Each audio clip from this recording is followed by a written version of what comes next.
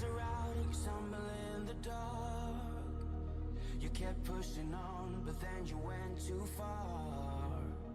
When your ship has sailed and all your dreams are lost, everything is wrong, you feel like it's your fault. Just remember, I will be there for you, baby. Remember, there's nothing out there to get you, don't forget it. When life feels lemons, just hold me. Just hold me. Just hold me.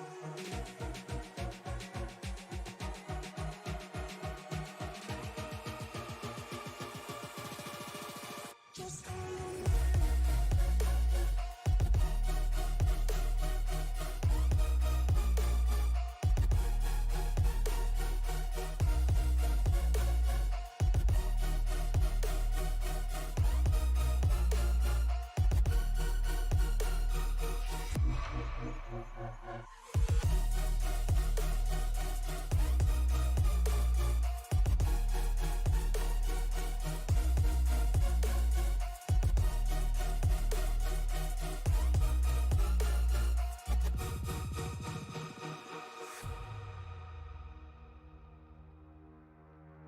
You're stronger now than you ever.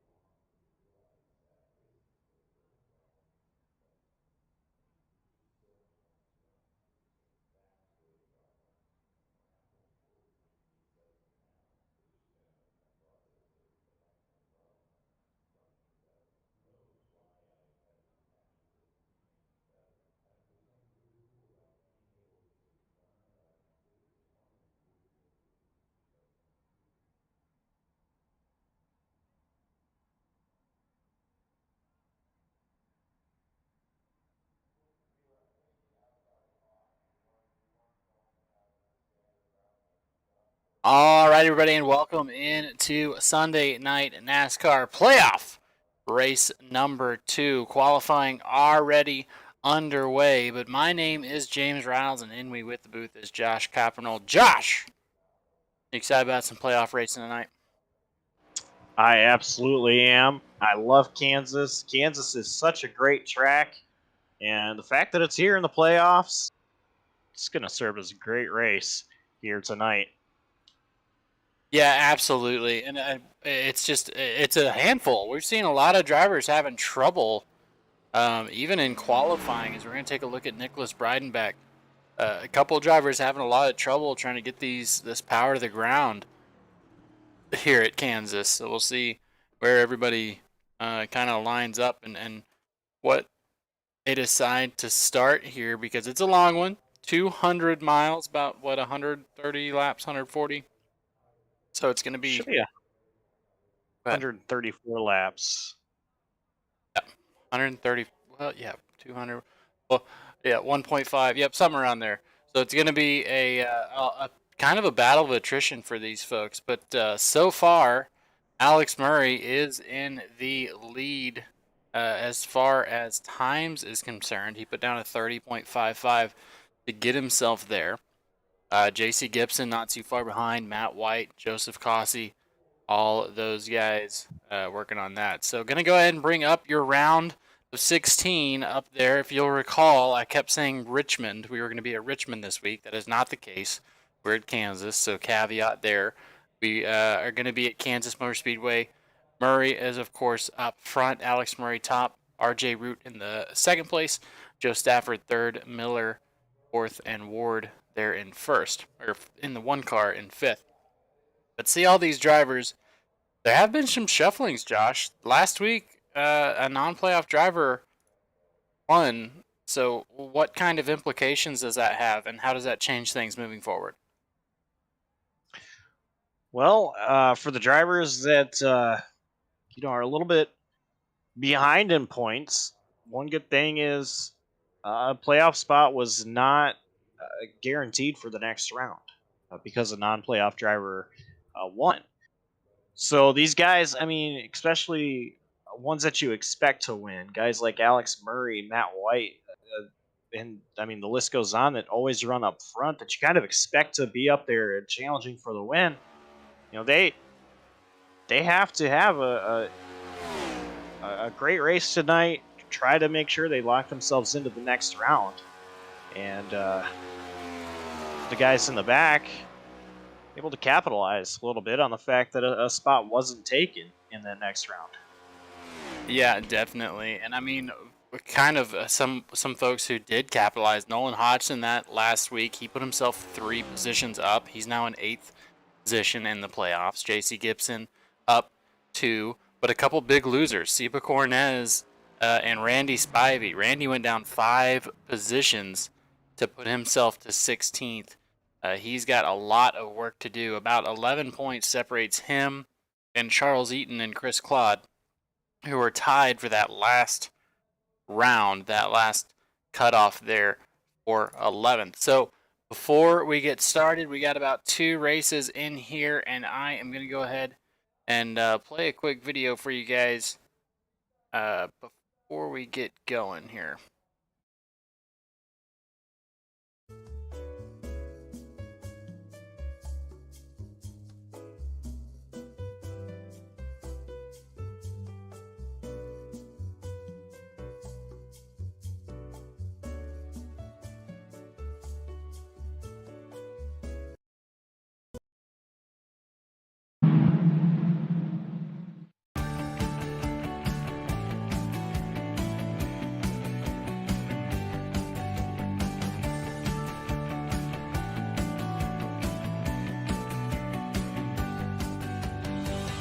Davis Brothers has been providing homeowners and businesses with exceptional roofing services since 1983. From repairing roofs on small homes to installing new roofs on large commercial retailers, no job is too big or too small. Your home is an important part of your life, and your roof is an essential part of your home. We understand that. Whether you're inspecting, repairing, or replacing your roof, we'll treat your home like it's our very own. Low slope, steep slope, big or small, it doesn't matter. We do them all. And remember, we have the capabilities and the manpower to take on any size job. When it comes to your roof, it's important to be proactive. Choose an experienced roofer you can trust. At Davis Brothers Roofing, we are your experienced roofer. Contact us today for a consultation and let us earn your trust.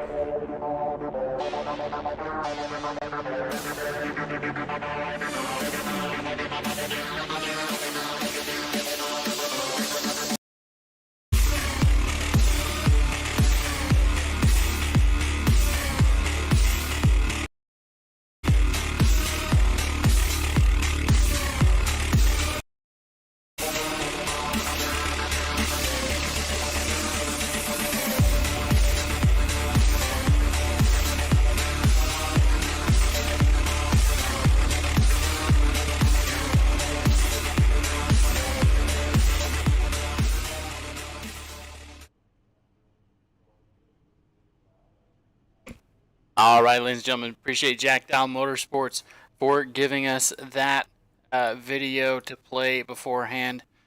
Looking really good as the playoffs get rolling, but let's go ahead and kind of go over where our qualifying drivers were, as we're going to show the qualifying results as we get going here. Of course, it was Alex Murray started off with the pole, JC Gibson, Zindel Collins, Matt White, and Joseph Cossey. You can check out all your drivers and where they finish there for a short period before we get started with the actual rundown of the grid.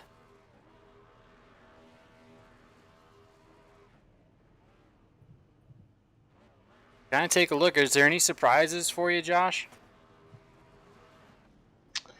Yeah, looking at like Nicholas Breidenbach starting 24th. Someone expect him to, be a front runner. So a little bit surprised to see him qualify back there. Austin's story in 12th. Would expect him to be a little bit further up in qualifying as well, but long race. It is, but let's go ahead and run through these folks and get those pictures done. Alex Murray there in the pole position. JC Gibson going to be on his outside. Zindler Collins inside row number 2, then Matt White on his outside. Joseph Cossey, row number 3, Nolan Hodgson there as well. Joseph Lester going to be on inside row number 4 with Jeremy Miller not too far to his outside.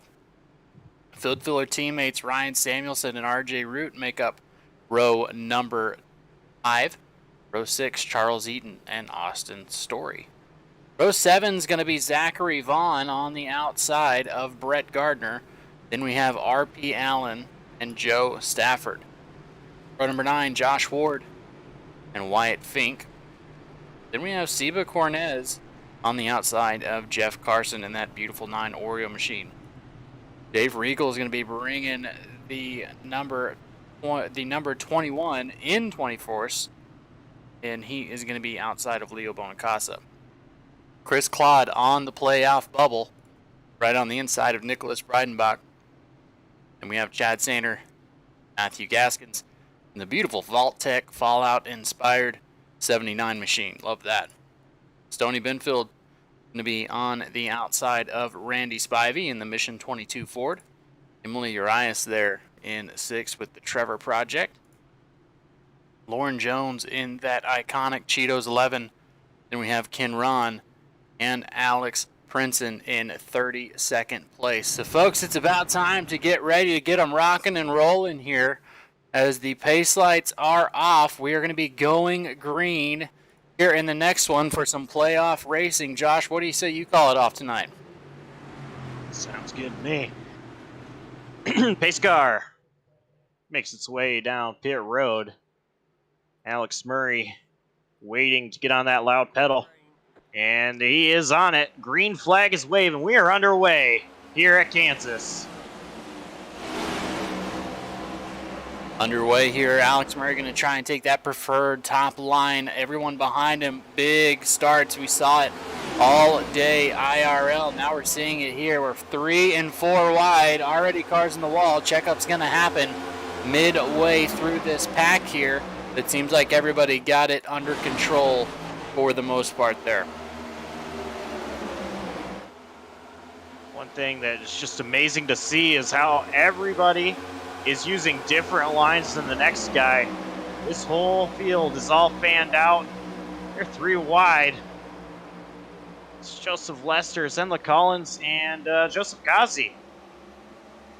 Yeah, Joseph trying to make up some ground there between Miller and Hodgson. He's getting up 3 positions so far. He's in that preferred top line. Alex Murray kind of out on his own, though. JC Gibson trying to keep a sniff back there. Nolan Hodgson in that, again, preferred top line.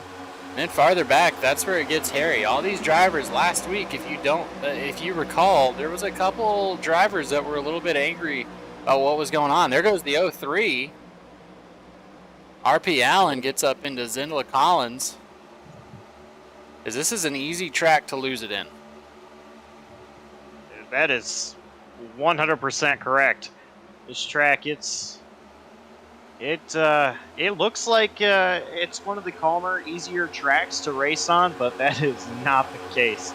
This track, if you are just a little bit too soon on the gas, you can spin it out or spin it on entry. I was having a lot of issues on exit this week in my iRacing endeavors, but these guys, they need their setup to be perfect here to run up front. Yeah, and that's one thing I saw in the qualifying. And I don't know if it was probably just a qualifying setup that these guys had rocking, but there was a lot of folks losing it through the playoffs there, and that's where we're kind of seeing maybe these are a little bit more stable right now. Maybe they've got everything figured out for the most part for a long run here as we come into lap 5 of 135. Alex Murray's unable to run away from it, though. Yeah, Murray has not been able to get away. In fact, Nolan Hodgson in second place right now, staying right there with the leader. Yeah, and able to kind of make that all the way around, almost blocking, because I know the top line was preferred, but looks like here, not so much. But dang, RP Allen is doing something somebody else isn't. He's running that very, very top line. He's up 10 positions so far, coming down in front of the 18 of Lester. Ooh, they touch. Definitely looks like somebody's been going to the Kyle Larson or Tyler Reddick Racing School. Race right up against that wall. A couple of grooves down now. He has been running right up there. Joseph Gossi looking underneath Alex Murray for the lead, though, and is going to take the position away. So a little bit of a slide job. They're able to get up in front of Alex Murray. But we know Alex, we know he can get in here and make adjustments as necessary for the playoff races and throughout here, because he is the setup builder. So he's the one who can get it out there and figure that out. As RP Allen goes to the inside, and that's going to cause him to be quite the sitting duck here. Yeah, he was sitting 6th place when that happened. He's going to be about 14th now as things stand. Keep an eye on another playoff driver that started a little bit farther back than you would expect him to. Joe Stafford, now currently up 4 positions, trying to battle with Charles Eaton. He's going to get to his inside. And then the 23 of Austin Story, who last week, absolute heartbreak, fell back farther than he needed to. And just trying to come back. We do get some folks in the chat. We do appreciate you guys. Again, be sure to hit that like button. Get in front of more people. The Allen Experience has got the SRM swag. Appreciate that, bro. SRM.com/ or simracingmedia.com/shop. But Allen, check out. We did a race yesterday, 87s at Talladega. Check out some of the graphics on that. That was pretty cool. Leo Bonacasa says, let's go MHR and Propel. Leo, another driver in the playoffs, now currently sporting the 45 machine. Mayor says, let's go, Propel and MHR 57. Of course, that is Joe Stafford. And then Callie H says, good luck, Nolan. Number 54, Nolan, always a fan favorite. We like to keep an eye on the young gun, Nolan Hodgson, who is currently up 3 positions, riding behind Alex Murray and Joseph Gossi.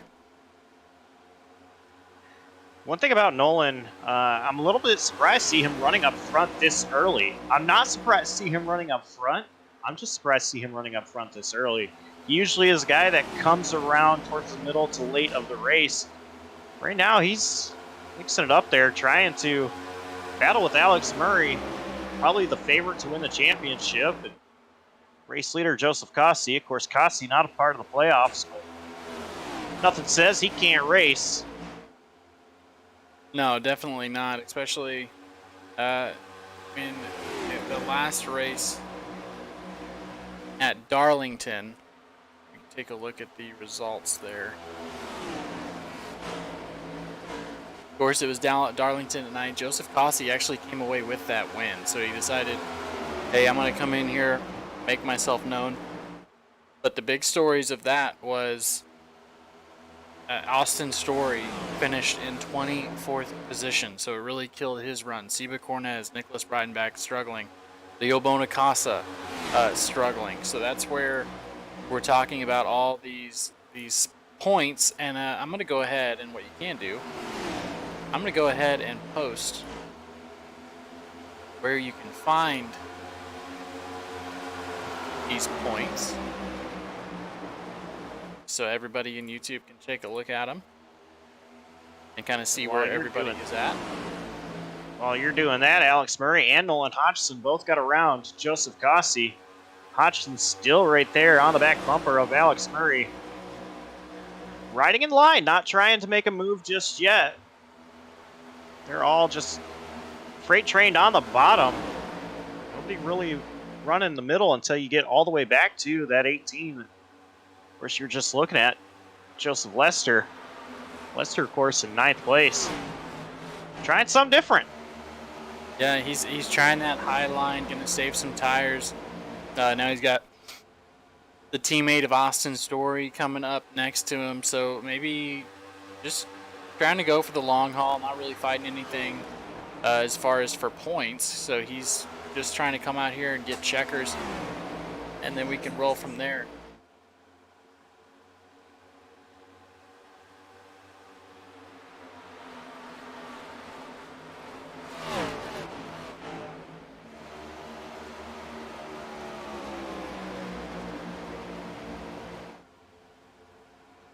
You guys will notice up front there is blue names. Those are playoff drivers. As we have a 3-wide battle for third. JC Gibson right now trying to hold off Cossey and Jeremy Miller. He is going to do so. Matt White and RJ Root inserting themselves into that picture. Yeah, you might as well. Here at these 1.5s, you've got to be careful. You've got to be able to kind of interject yourself and make your own luck and speed happen, because if you get stuck behind someone who's just a little bit slower than you, those leaders are going to run away, and that's just the story of 1.5s, especially here at a place like Kansas, which it's not terrible on your tires, but I mean, as everywhere, tires all important. Austin Story, Joseph Lester.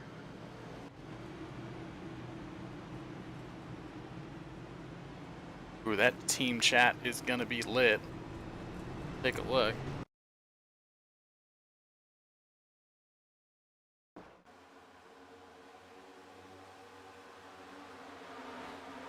Oh. Maybe a misjudge by Austin Story. They wreck. They collect Joe Stafford and the 1. Josh Ward. I believe those are the 2 that really caught the worst of it. Not sure what was going on there with Austin Story. See if we can get a bird's eye view here.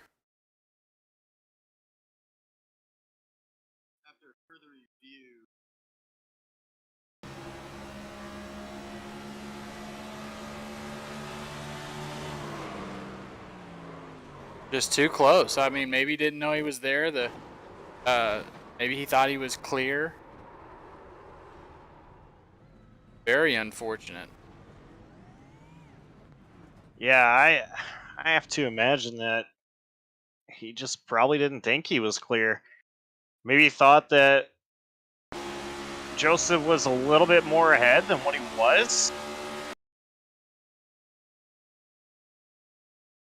Because I can tell you, as somebody that talks to both of these guys very regularly, they are very, very good friends.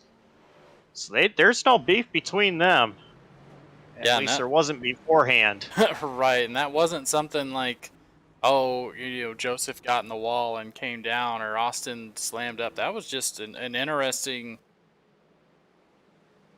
move. We'll see. We'll kind of get some more information the more we go here.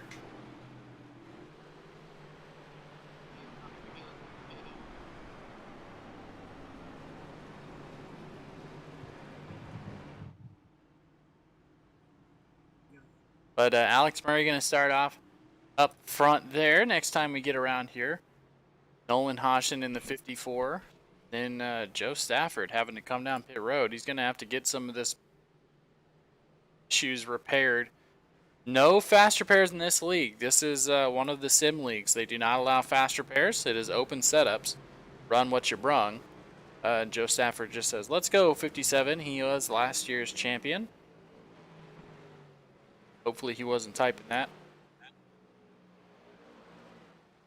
Going through that incident, but definitely himself, Josh Ward have a lot of repairs.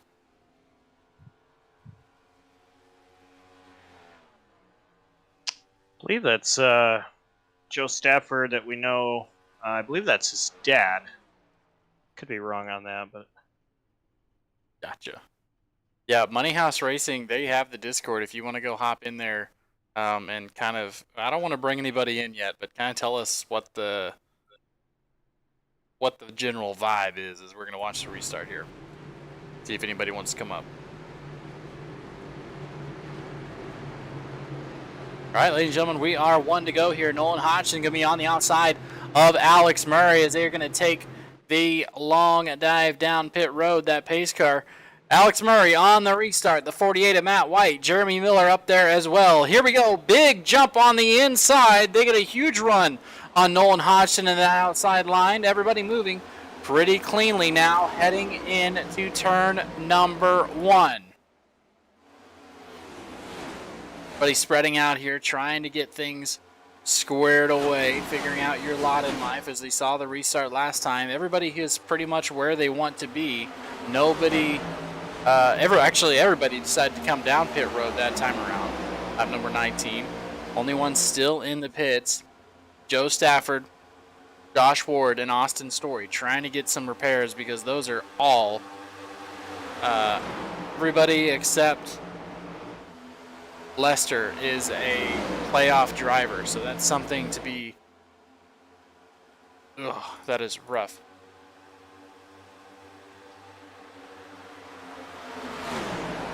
so I did find out it was miscommunication between teammates there.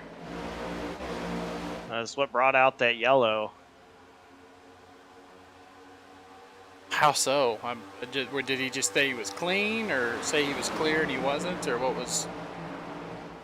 Neither driver actually had any comment. It was somebody else that was sitting in that Discord that told me.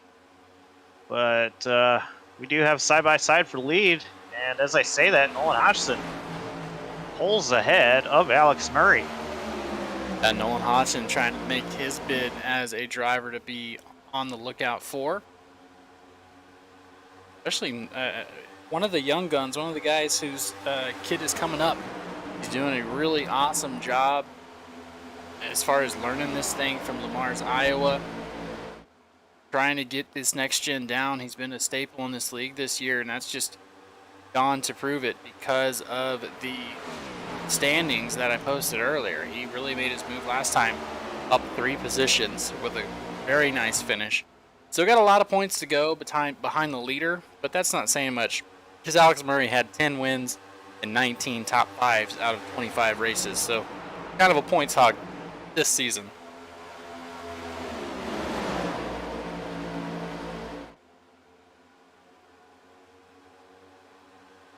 Ryan Samuelson to the inside of 14, I believe that's Seba Cornez. That is correct. Seba kind of battling some postseason woes as both at Daytona, last couple of races, he's just been off his ebb and flow. But looks like now he's kind of got things turned around. He's at the 1.5s where he's really, really comfortable. So this could be where he starts getting his intermediate racing in and kind of got to turn something around as he's in 15th right now of the playoffs. Seba also has won a race at a 1.5 mile track. It was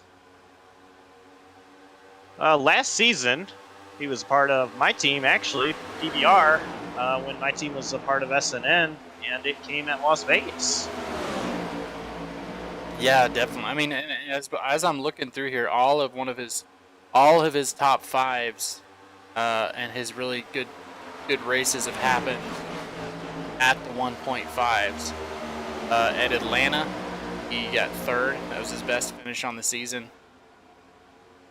And then Kansas, when we were here at Kansas earlier in the season, he did score 6th place. So he's got the pedigree for the 1.5s to come in and have a really good race, especially now that a couple contenders knocked out of this thing. Josh Ward is trying to get back out there and run some laps. Hopefully he can make minimum speed.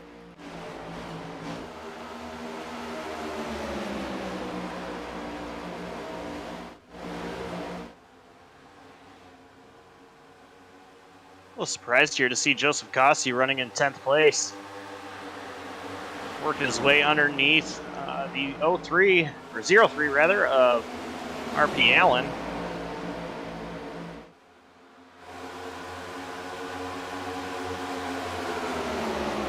Yeah, Joseph, one of those who started in 5th position, but he's fallen back now. As I just talked about it, RP Allen and Charles Eaton. Seba Cornez as well. 3 wide there. Oh, gets into RP Allen.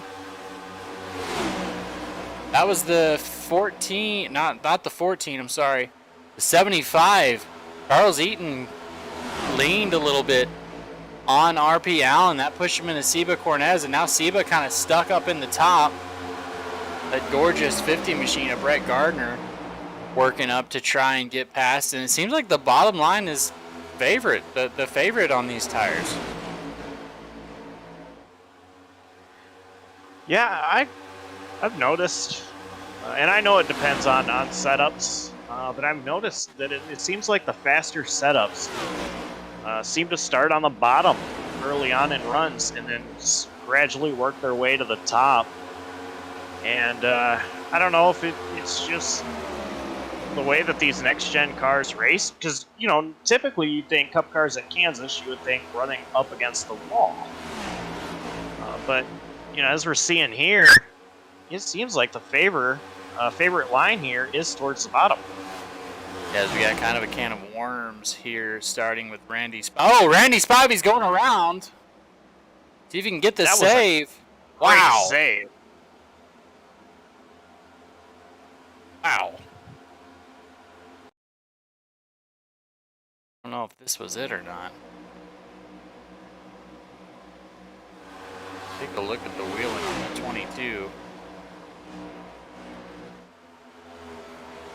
That was definitely big time net code. I believe that was a 6 car. Emily Urias was to the outside. Yeah, she's got some damage. Not sure what happened there. Emily was doing a great job keeping it up against the wall to avoid that, and I believe it was just netcode that ultimately caught Randy. Yeah, thank you, Randy Spivey, and had him get sideways like that. Definitely. So now we're in a really complicated spot. Josh Ward has to decide where he's going to go. Is he going to ride the top or on the bottom as the lap car? Where does he kind of want to get out of everybody's way? It looks like he's choosing the top line there, but as it gets back to some of these folks battling side by side, oh, caution is out. Joseph Lester stopped on the track.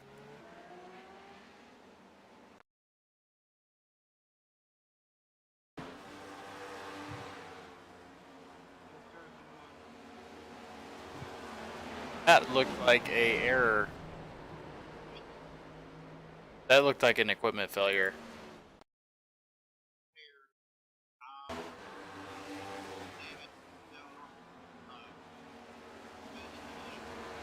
Looked like he blinked out, didn't hurt anybody.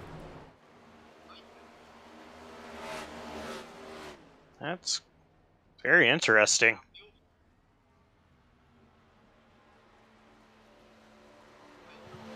He couldn't get it back going and had to tow it to pit road. Interesting. Josh Ward was able to get out there. Luckily, he was able to do so. He's going to get the lucky dog here.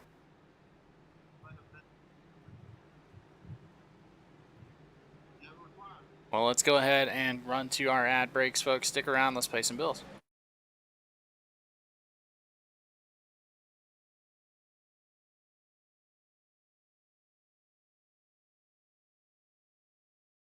All right, we're clear. I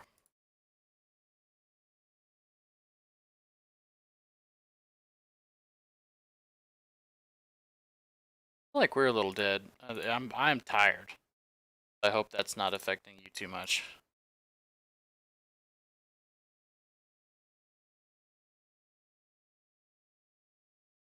I'm brighten this up a little.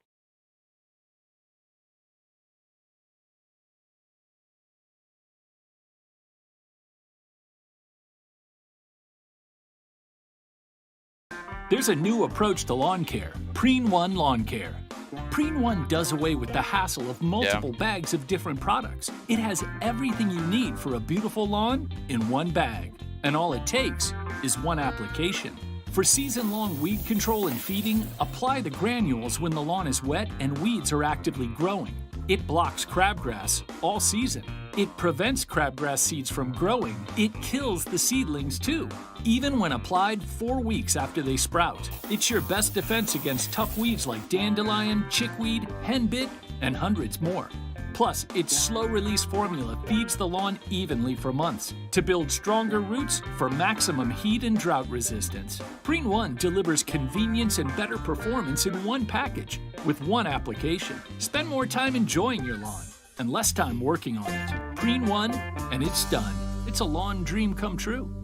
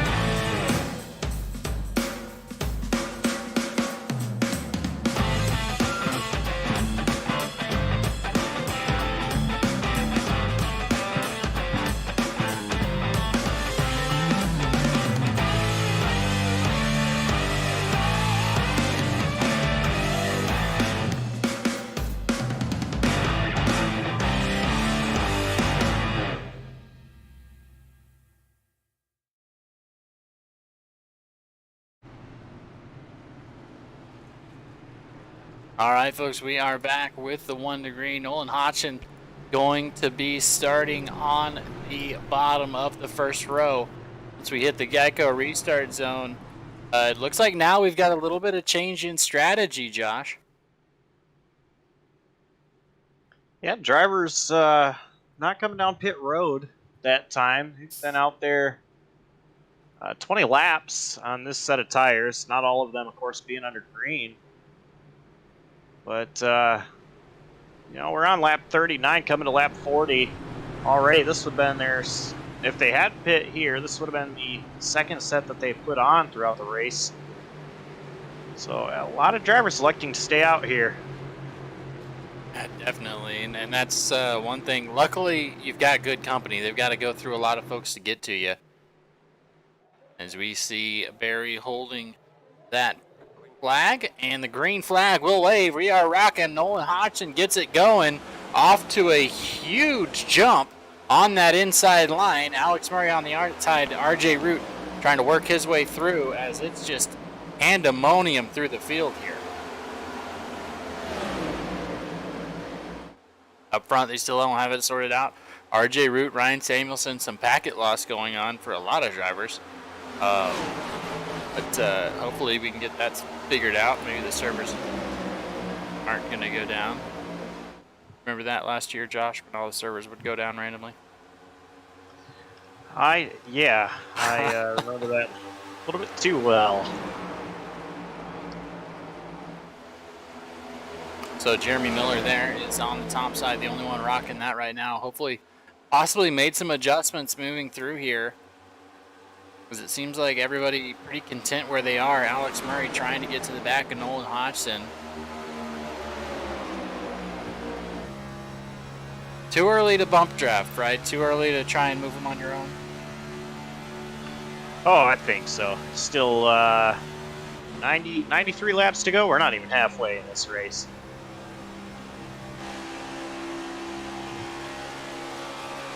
As we see the overcast skies there in Kansas. Let's take a look at the weather, see what it does have going on. It's 3 o'clock, 13 miles per hour winds, 230 degree track temperature. That can't be correct. It is a 93, very humid, hot day there.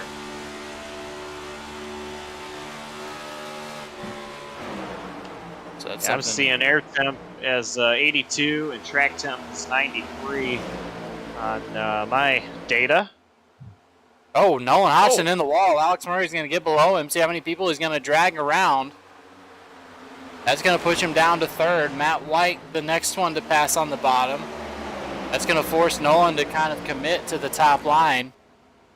Joe Stafford has gotten out. Austin Story as well. That's another storyline to keep an eye on. Those guys trying to get out there and score as many points as possible. That was huge for Nolan Hodgson. He is still falling back there after contact with the wall coming out of turn number 2. See Nolan being forced to run the higher line here because he just cannot find a hole to get down to the bottom. Yeah, Ryan Samuelson now kind of holding him up there, and no one's going to let him in, especially with how dominant that line has been. He's going to have to kind of do what he just did there, slow down, work his way in behind Randy Spivey and Jeff Carson. It really surprises me how that high line just is not working at all, especially for these guys who are on 28-lap-old tires. Well, I didn't get to watch the IRL race, but did they have the traction compound down? I don't think so, actually. Very interesting. See where that speed came from on the top line, where it's just not translating here. Possibly maybe a setup issue, or they know something we don't. But also a little bit different dynamics. But look at Randy Spivey. He's up 21 positions in that Mission 22 machine. Absolutely flying. Something that hopefully we'll see more of as he works into himself into 6th place right now. He's doing a great job, and looking to the outside of Joseph Gossi. Randy Spivey actually is one that came down pit road under that last caution. So Spivey having fresher tires. Leo Bonacasa, another driver. Bonacasa, of course, running 9th place at the moment, or well scored 9th. At the line, 7th place. So those two drivers, fresher tires, and see them running the high line just to get around these guys who are very heavily rolling the bottom. Yeah, definitely. Now they're up to RJ Root and Alex Murray. And yeah, now that you say it, take a look. Randy Spivey getting by the 8 like he's standing still on the bottom line. Next one coming up is Leo Bonacasa. Then Chris Claude. He also took tires that last time around. And then Wyatt Fink, 63. And then a couple more down here. Chad Zanner. Lauren Jones. And Ron, a couple more taking tires that last time around. But we kind of lucked into a battle here. RP Allen is in the middle of a hornet's nest for 20th position. He's got the 33 of Ken Ron we just talked about. Oh, big checkup happening.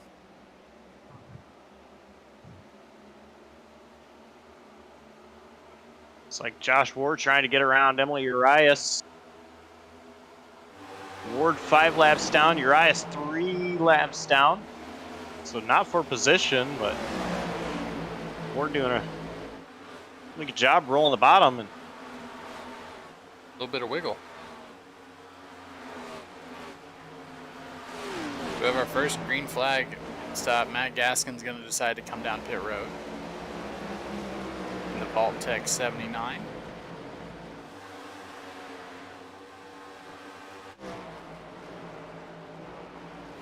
front now. Randy Spivey has the lead. Love to hear that. That Mission 22 machine out there supporting veterans. Mission 22, you can give them a holler. If you're having a mental health crisis, if you know a veteran or you are a veteran that's having a mental health crisis, call out to Mission 22. They'll get a veteran to your door to help take you where you need to go and help get you through. As everybody needs a little bit of help every now and then. So appreciate him running Spivey that loose. Spivey got loose there off 2. They're gonna, these tires are going to kind of hit a plateau, and then the rest of these guys are gonna come back up a lot quicker. Especially if they've been pushing. Randy Spivey, Leo Bonacasa have been pushing really hard to get to where they were, but the way we're seeing battling mid-pack, it might not be a bad gamble to take tires every time around. Yeah, I wouldn't think so at all.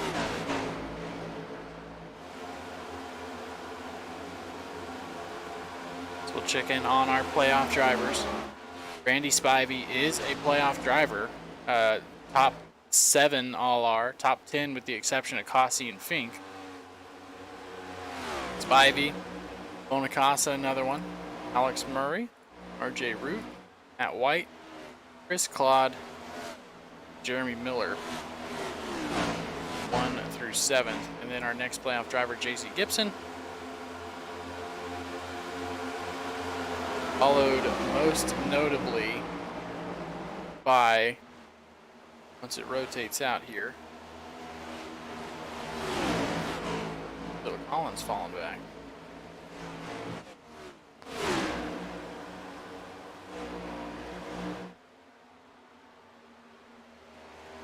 So Hodgson in 11th, Samuelson in 12th.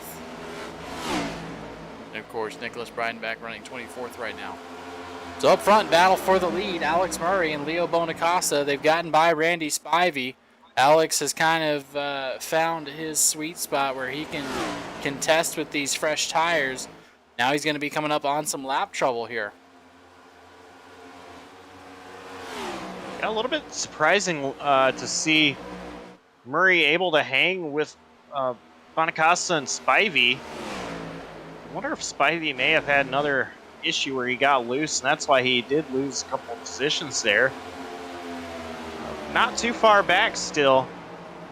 I do want to note for Leo Bonacasa, who was solely in the lead, now Murray underneath. Bonacasa has a little bit of momentum on his side, as he did win an NIS race earlier this week here at Kansas.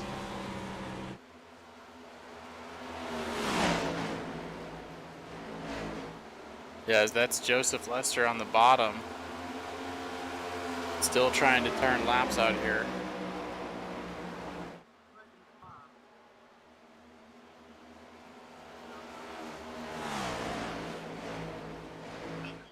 Murray takes the lead away from Leo Bonacasa.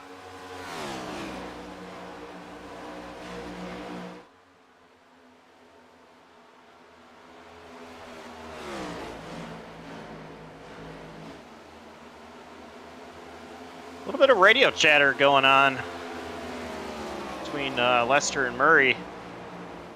Murray not happy with Lester at the moment. And as you mentioned, Lester, of course, lapped several laps down, 27 here. But yeah, Leo Bonacasa, as fast as he was able to catch up to the leader, Alex Murray's pretty much fallen off here. Several car lengths behind Alex Murray now.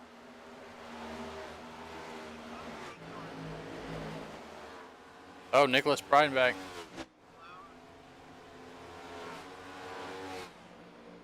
If we're going to get a caution here, he stopped on the restart zone.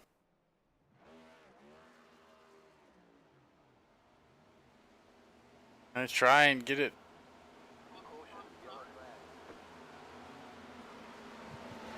Hopefully everybody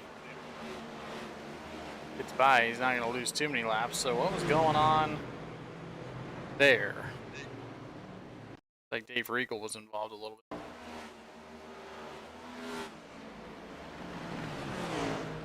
Oh, he didn't tell anybody that he was coming down pit road.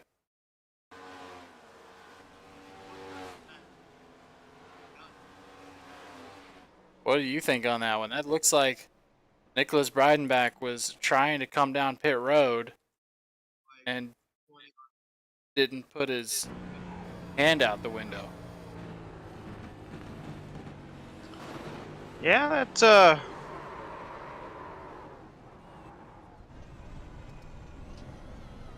it's pretty interesting. Well, a lot of drivers, they don't like to really mention when they're going to pit, and we were getting right around that time where drivers were going to start to think about coming down pit road anyway. And so I think Breidenbach was maybe trying to get an advantage being the first one down pit road.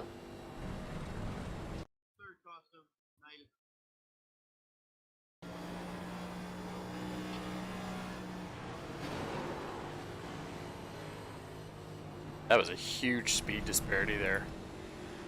I had to think he was coming down the road. Let's go ahead and talk to Mr. Breidenbach.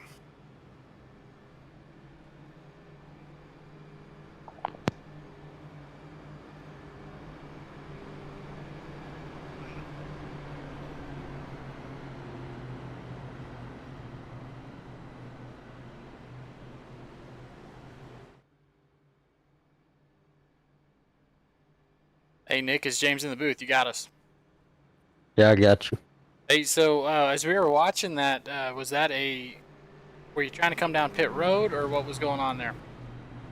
Yeah, I was gonna come down pit road and just got ran through.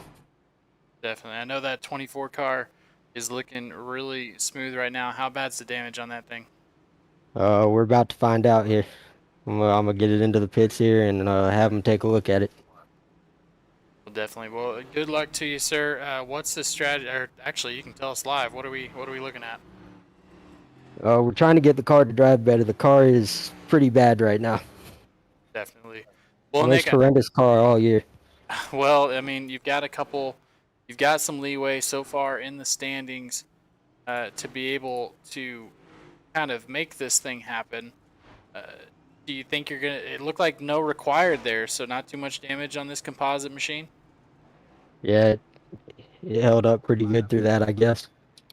Definitely. Well, we'll let you go, sir. Good luck, and hopefully we'll talk to you at the end of the race. Yep, thank you. And then back up to Money House Racing, where there's been some bad luck, Josh. You can hear it in his voice. Yeah, definitely frustrated. The good news for Nick is he's not out of it. He will be a lap down, but if we get another yellow, he could be in lucky dog position, get free pass, and get right back up in the thing. So Yeah. he's not out of it. And no, and here's the story of the night too for him. Austin's story is about 15 laps down. After his issue, Joe Stafford is down a ton of laps. Josh Ward is down a ton of laps. So if Nick can come out here and kind of get some points and get back into this thing, he's not. This is the time to do it when a couple of the big hitters have already fallen back. Austin Story definitely did not need this to happen. He was dropped 4 positions in the championship to 10th. So you can't think that he has too many more of those left in him. Which would be huge because Nicholas Breidenbach is only 5 points behind Austin Story with a couple drivers between them. Chris Claude, Charles Eaton, Leo Bonacasa. So a bad night by those folks. And you're looking at a little bit better luck for him.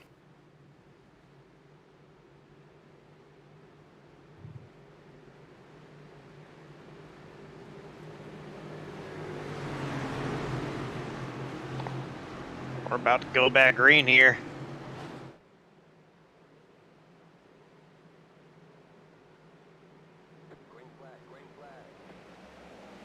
Green flag's in the air.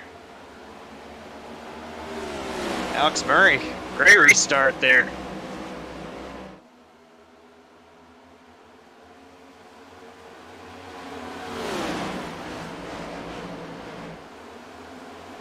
Matt White getting around Leo Bonacasa. They're going to be 3 wide. Jason Gibson on the outside, Joseph Cossi on the inside. Bonacasa just falling back here. Yeah, everybody took tires that time around. Everybody, the typical Kansas restarts, just flying out all the way around, every which way you can think of. Here comes. Let's take a look at one of the guys mid-pack. The 10 of Chris Claude. He is in 13th position right now. He's up 10 spots on where he came from. He was one of those that came in pretty low in the standings, but after a really good running last time, he's got himself on the playoff bubble to the good, and especially with Stafford and Story's issues, he's pretty much just got to finish here and be pretty much in the clear to make the next round of the playoffs, hopefully with those issues.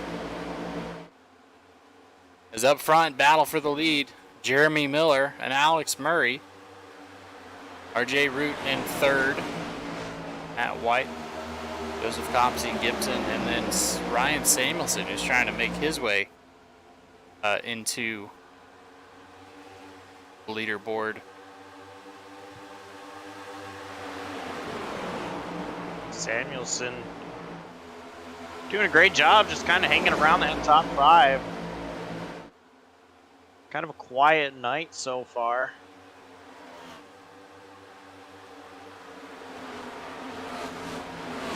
Driver that hasn't had a quiet night by any means is that 03 RP Allen. Seems like he's been loose and struggling a little bit. Yeah, we've seen him. He's been way up front. He's been back in the back. He's kind of trying to make some adjustments on that 03 machine and get up there. But folks, I will say this much.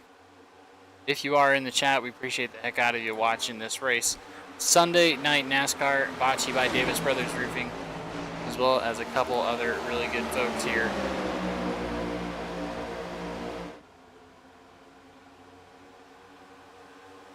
Buttkicker, one that we really appreciate, really helps get these drivers a little bit quicker. They can come out. If you can feel what's going on in your car, you're definitely going to be a little bit faster. So Buttkicker helps them out. You can go and adjust the settings and have it vibrate, give you that haptic feedback whenever you're losing tires or you're whatever. It's a very good tool to get faster. If you're not a race car driver though, and you like watching TV, movies, whatever, you can put one of these underneath your sofa and get stadium theater style seating with that haptic vibration feedback. It's pretty awesome as far as movies are concerned. Movies, gaming, this thing is just a really, really awesome tool to have in your back pocket. So check them out, Buttkicker. Well, of course, Davis Brothers Roofing. If you're in the greater Tennessee area and need some residential or commercial roofing, go ahead and holler at these folks and take care of you. They've been around. They're not a fly-by-night roofing service that just comes through the storms. They're there through the storms and the sunshine. So holler at Davis Brothers Roofing if you're in that area and you need some roofing done. And get your roof inspected, fix some issues before they happen.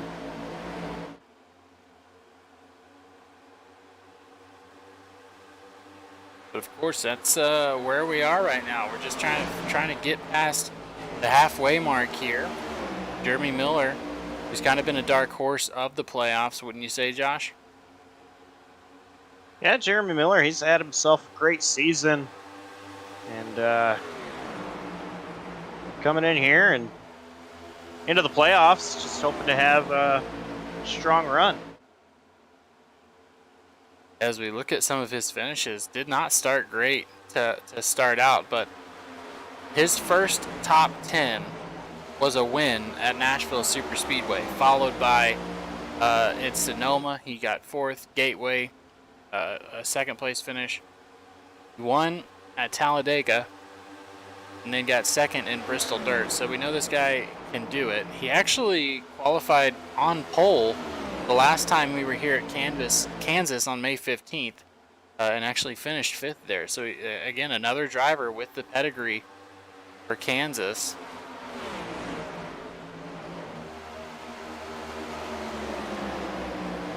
as Alex Murray ended up winning that race. Ryan Samuelson came in second. Gibson, Eaton, and then Jeremy Miller, your next final five. Eaton came up through the field, started 36th in the fourth there. Fun fact for you, Josh. Lap car, Joseph Lester running the bottom. These guys have to go to the top to get around him. Well, I say that, then he moves up just a little bit. Alex Murray running underneath that 18, trying to get around lap car of Joseph Lester, chase back down Jeremy Miller.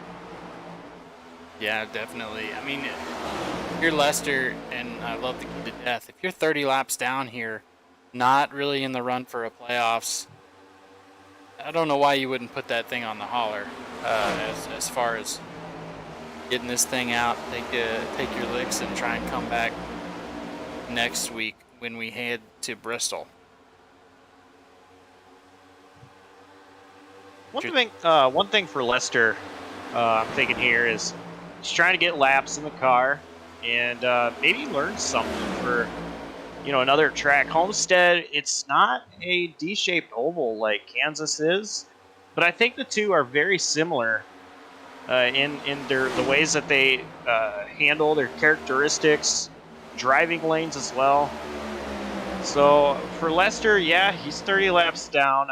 I probably myself wouldn't be out there still running, but I'm wondering if he's just trying to gain experience.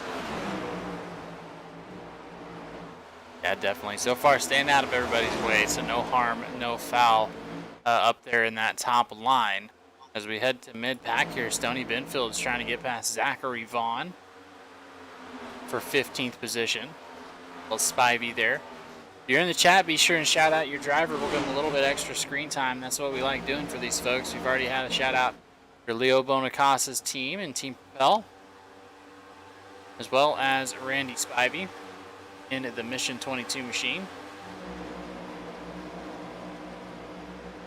Gorgeous race car that is. And also, we have had a shout out for Nolan Hodgson, who's just been quietly running 8th since he started. I believe he started in first on this restart, but definitely quietly trying to get out here and now run out his laps and get himself in a better position for next race at Bristol.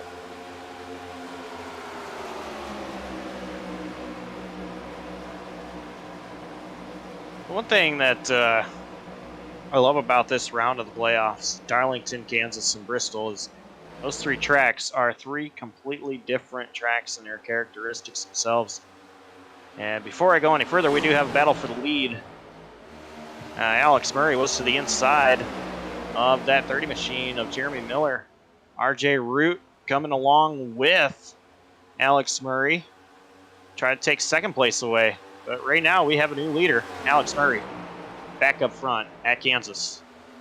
And trying to make the sweep as far as that's concerned. And then Jeremy Miller, RJ Root, and Joseph Cossey all the way around there.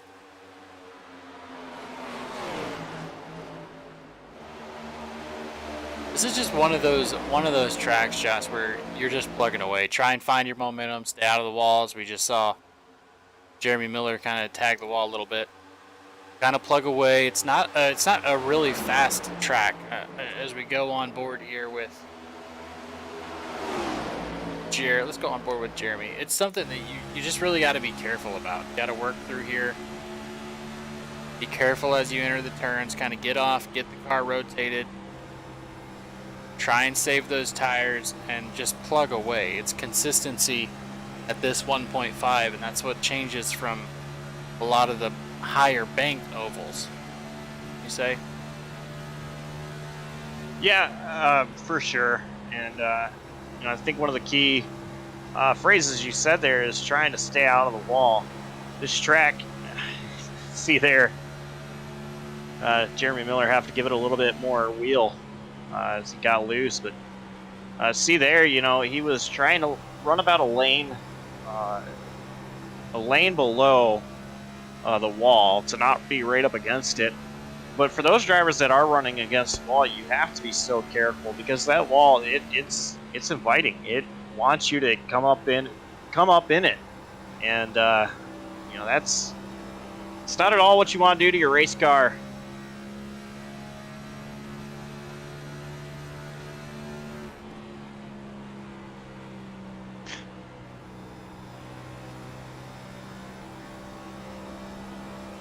Jeremy Miller has moved down to the bottom as he has cleared RJ Root.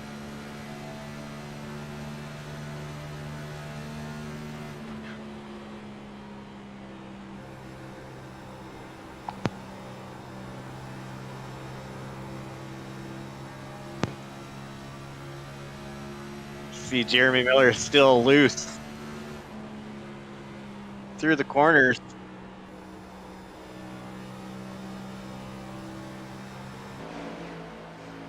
We might be having some difficulty there with Josh. I don't know what's going on, but I'm sure he'll come back and tell us. As Alex Murray out to the lead here, Jeremy Miller not too far behind. But yeah, like we saw there, it's hard to keep these things off the wall. Progressive banking, 20% or 20-degree banking up top as opposed to the 17. So it would behoove you to get up there, save some tire. But like you said, that wall, it just pulls you in, and the car just wants to get up in it.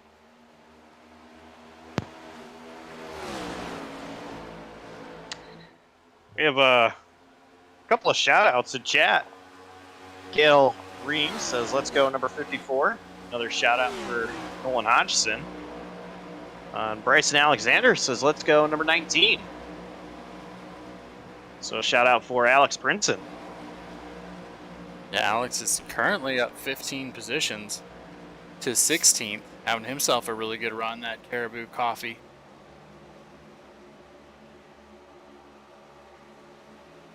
'19 machine. But so far so good. Little green flag run here. We're about 27 laps into this run as Lester's came down pit road. Wonder when everyone else is going to take the bait and decide to come down, as we are looking at about a 1 second fall off between tires, which is not that bad for a 1.5, Josh. No, not at all. You can minimize the fall off. And 1 second's not bad at all here.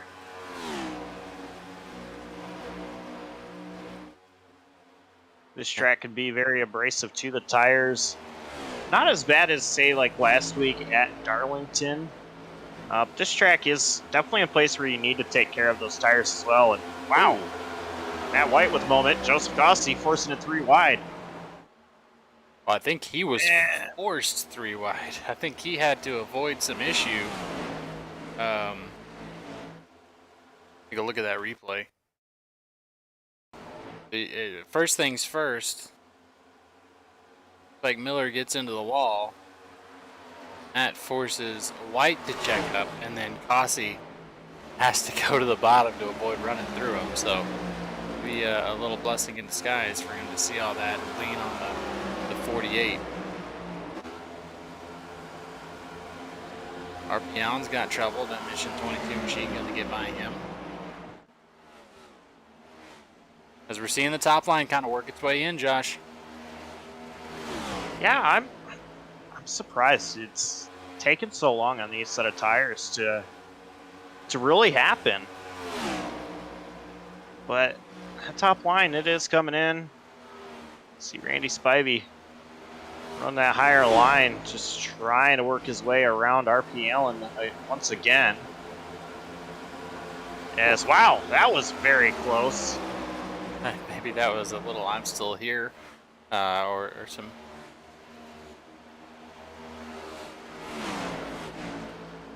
That's 63 deciding to come down pit road? I believe so.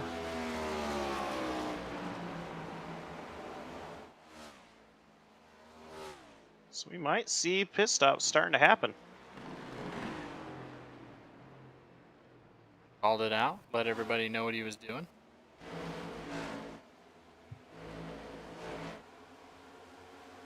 Not too much of a gap here between first. In first, of course, Alex Murray half a second back RJ Root, half a second back from him Miller, and half a second back from him Matt White. So a 2-second gap between first and fourth here. So you got a lap or two to think about if you decide to come.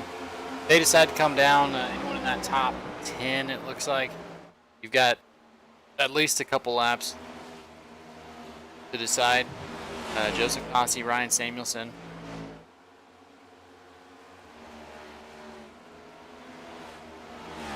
Got some chatter going on.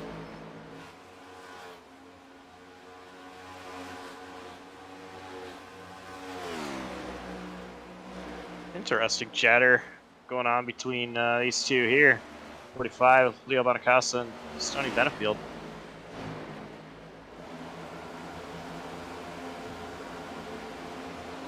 Benefield looking underneath that 45 machine. Leo Bonacasa not able to get to the inside.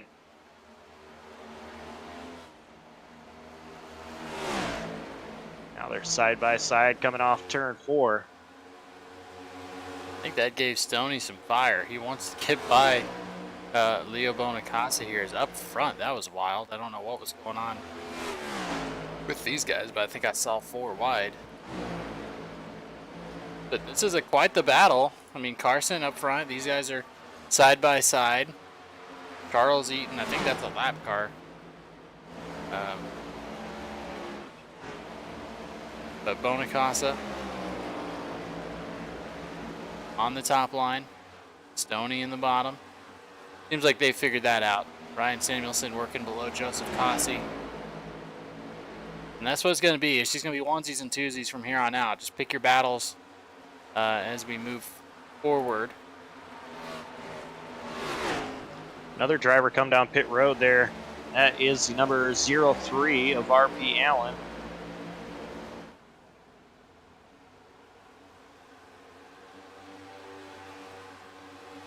Matt White and Jeremy Miller side by side there for a moment. Lap 96 to 134. You got to think they want to make it at least until lap 100 to ensure that they can. Well, I mean, if they come in right now, they can definitely make it. But it's going to be close.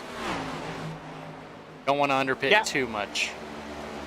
And I was a little bit surprised to see Wyatt Fink come in when he did a few laps ago. RP Allen still on pit road. He might have gotten caught for speeding, possibly. But still a little bit surprised to see RP Allen come in at that time. Maybe he had to use a bathroom break there. Is it saying that he is coming out there?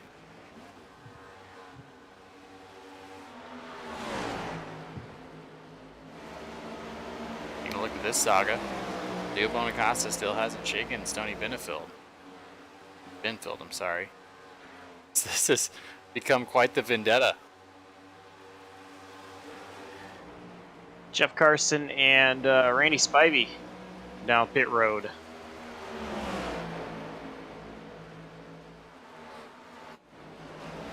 Up front, 3 wide, the 30's in the wall. 48 dives down to try and avoid it. I don't know if he knew that Joseph Cossey was down there. Now Matt White is going to be in your third place position. Goodfiller Racing 1-2 there. Alex Murray and RJ Root.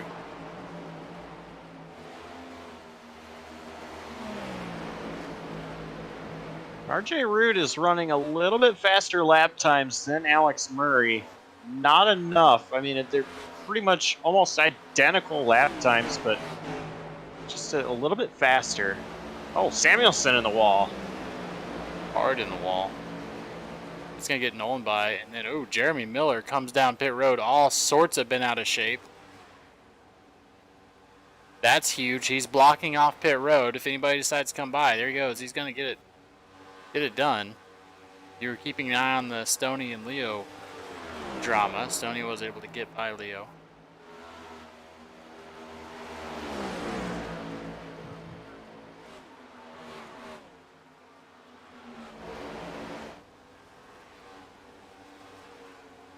Issues between the 6 and the 18. Emily Urias, Joseph Lester.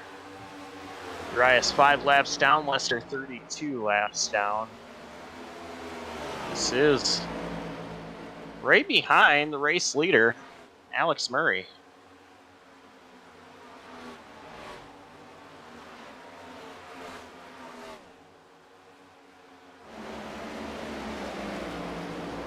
And now RJ Root's going to have to deal with that.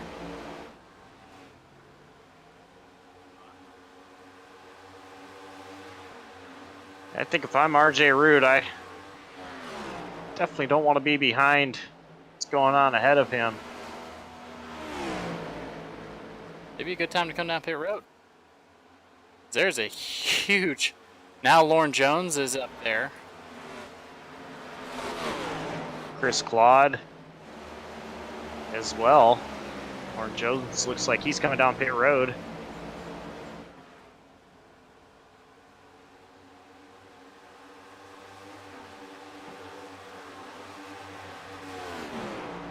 So Alex is now behind the 10 there. Oh! Whoa. Who is that? Matthew Gaskins. A lot of cars that are not in it here battling for something in front of RJ Root and Alex Murray. They're just going to go ahead and come down pit road. They don't want nothing to do with that.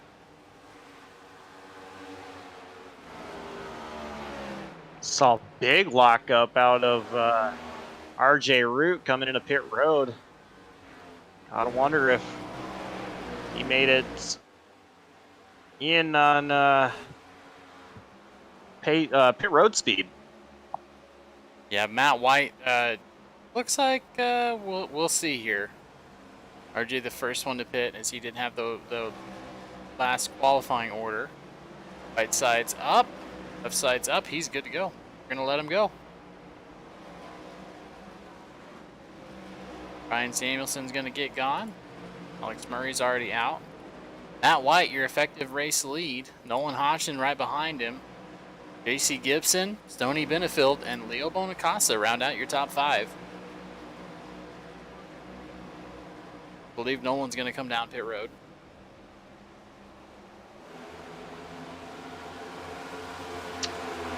Sounds like Joe Stafford also coming down pit road.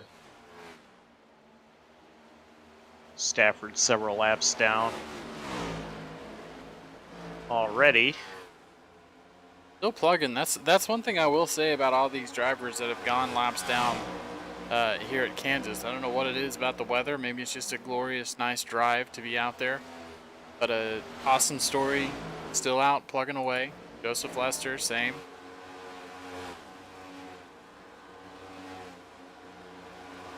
Race leader Stoney Benefield coming down pit road. Still more issues between the 6 and the 18. They are teammates here at SRM, so I don't know what 18's squirrely. Not racing for positions, just racing. Seba Cornez coming up. Trying to get by them, doesn't want any part of a little battle going on. Bonacasa now your effective race lead. He has not came down pit road. There's 4 cars that have not come down pit road on this pitting cycle. Bonacasa is going to decide to come down right now. Zachary Vaughn. Like he's Chad Sanner, another one coming down pit road. Matt Gaskins, Chad Sanner. We had Jeff Carson, who was the first one to come down. He was on lap 97. So the undercut worked for him. About 5 laps older tires than Alex Murray, who is 0.10 seconds behind him. We'll see if it pays off, as there's a lot of traffic now that these two are going to have. Matt Gaskins, Alex Murray, Jeff Carson. Oh no! Matt Gaskins almost gets up into Alex, or Jeff, I'm sorry.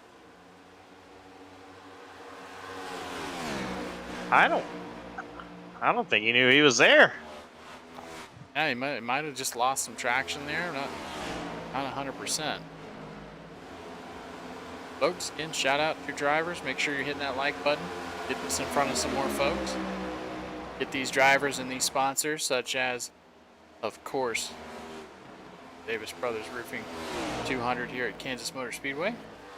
Brought to you by Davis Brothers Roofing. Need some roofing in the greater Tennessee area. They're the folks to call. As well as Buttkicker, Preen Lawn Care, and also want to shout out NAPA Autoparts. Appreciate everything they do for this group. Auto parts there, NAPA. Head to your local NAPA store and get those quality name brand parts you need. Get that restoration or that car going that you need.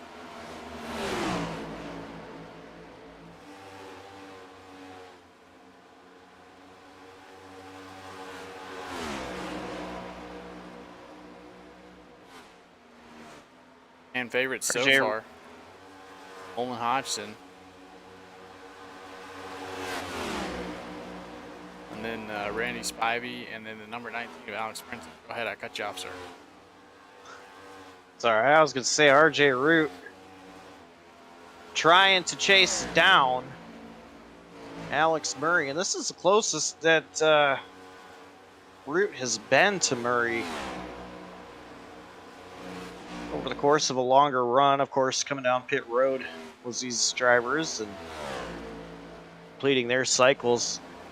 Seemed like RJ Root was having to lock it down big time, not speed on pit road.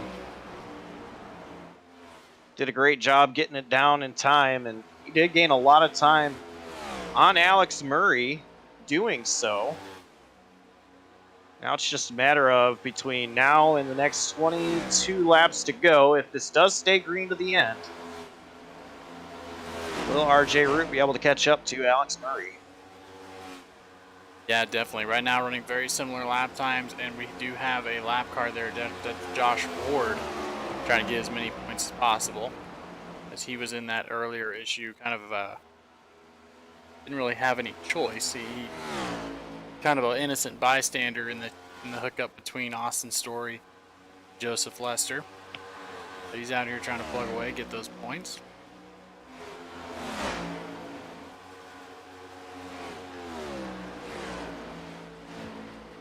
JC Gibson, he's battling with Charles Eaton.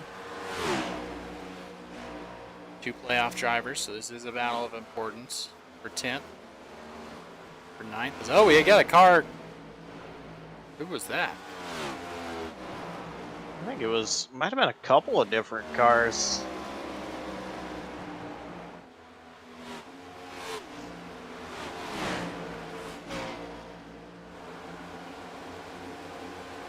Back at these two, we got Bonacasa and Stoney Benfield.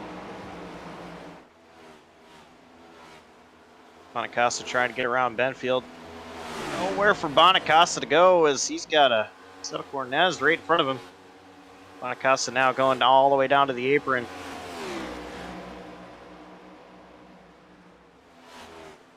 This is another important battle. Leo Bonacasa, Steve Cornez, this is a battle for position. Leo trying to get his way back up a little bit farther in the championship standings. So Leo is currently in 13th. So he is on the bubble. Every position here matters, as Charles Eaton is 1 point above, Chris Cloud 1 point above, and Austin Story 3 points. So the more that he can distance himself away from Austin Story, the better off he is, as Chris Cloud gets in the wall a little bit. And the same story for Seba. Seba has to get out here and try and do everything he can to make something happen. As there's a little bit of tire rub maybe up there. There's a battle for the lead. RJ Root right there with Alex Murray.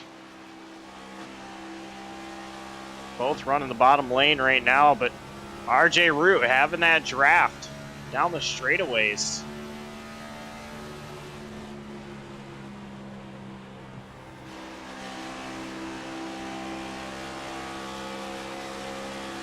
trying to work up to Alex Murray.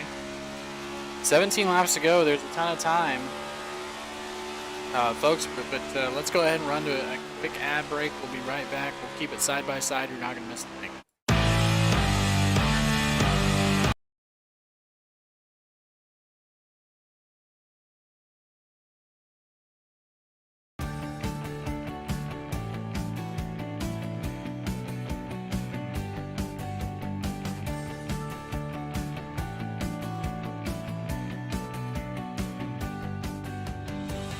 Davis Brothers has been providing homeowners and businesses with exceptional roofing services since 1983. From repairing roofs on small homes to installing new roofs on large commercial retailers, no job is too big or too small. Your home is an important part of your life, and your roof is an essential part of your home. We understand that. Whether you're inspecting, repairing, or replacing a roof, we'll treat your home like it's our very own. Low slope, steep slope, big or small, it doesn't matter, we do them all. And remember, we have the capabilities and the manpower to take on any size job. When it comes to your roof, it's important to be proactive. Choose an experienced roofer you can trust. At Davis Brothers Roofing, we are your experienced roofer. Contact us today for a consultation and let us earn your trust.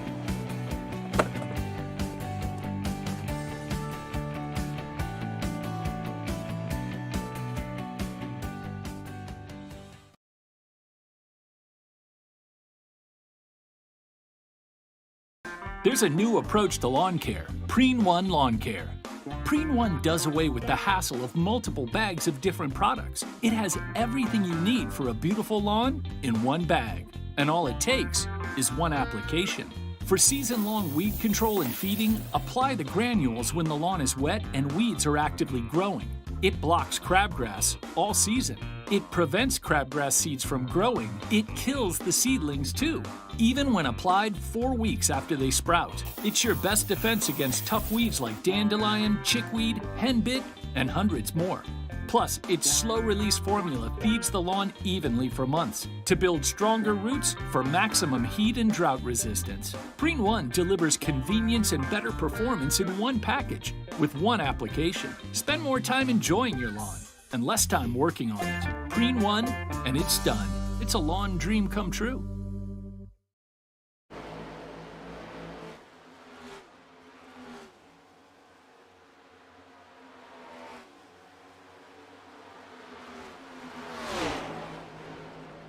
All right, folks, we are back here with almost 10 laps left to go in this thing. Josh, oh boy. Broadcaster's curse. Joseph Lester. Wyatt Fink.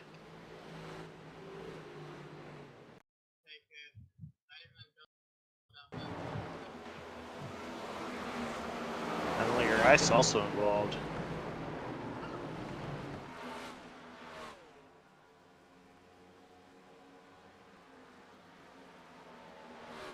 Oh. Right in front of. That was right in front of Seba. Let's take a look at that view. That changes everything, folks. We are out of caution here.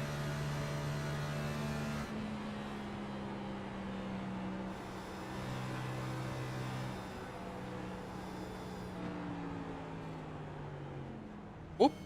Oh, wow. That was, we're going to have to.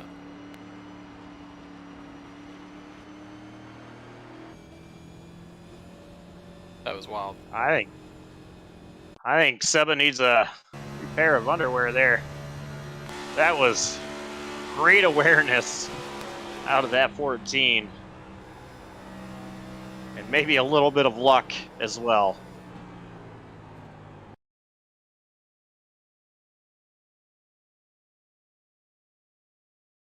Yeah, I know he hollered at him over the radio to get locked up, but I think right there that actually helped him.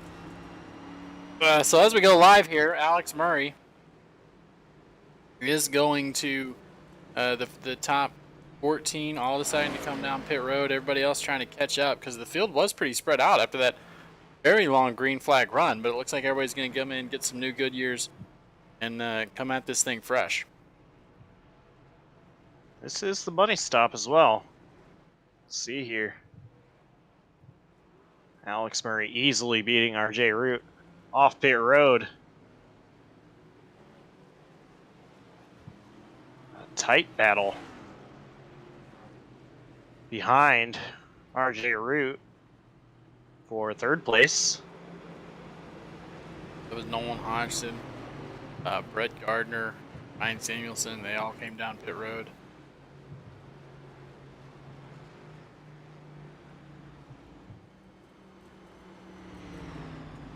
Go ahead and talk to me.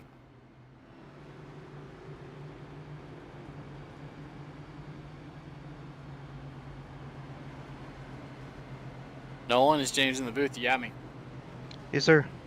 Hey, Nolan. So the fan favorite so far in that 54 Toyota Camry. What's the plan here starting in 5th with the short sprint coming up? Yeah, pretty much try to be patiently aggressive. I don't want to be causing anything crazy to happen here, and we still got a few laps to go. So, like I said, patiently aggressive. Try to make moves as they come to me, I guess. Definitely, I like that. Patiently aggressive. Josh, I'll let you finish this thing out. Yeah, I'm wondering, you had a little bit of a moment earlier in the race, and it's been hard trying to get back up through the field. So how is the car handling? Just trying to get around the field.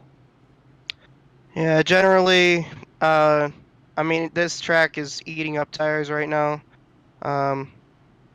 Pretty much the more aggressive that you run it, the looser it's going to get on the long run.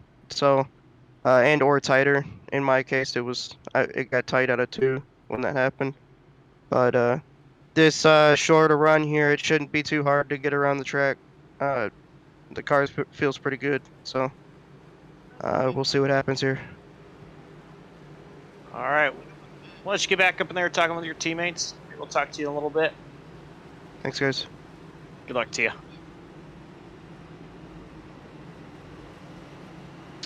And that was Nolan Hodgson, driver number 54. Toyota for Money House Racing. He's had a great run. Last couple of weeks, actually, out of that 54 machine.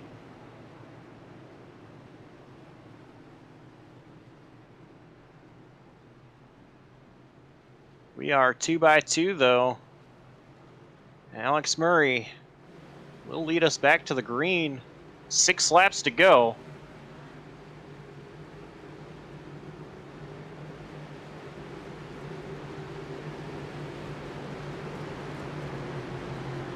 Alex Murray, RJ Root, Matt White, Brett Gardner, and Nolan Hodgson, top 5.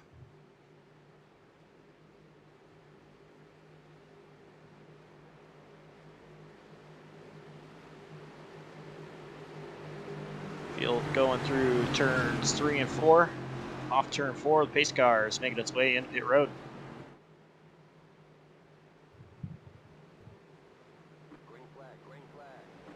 And the green flag back out. Alex Murray back on the loud pedal. Already pulling away. Matt White looking at the inside of RJ Root.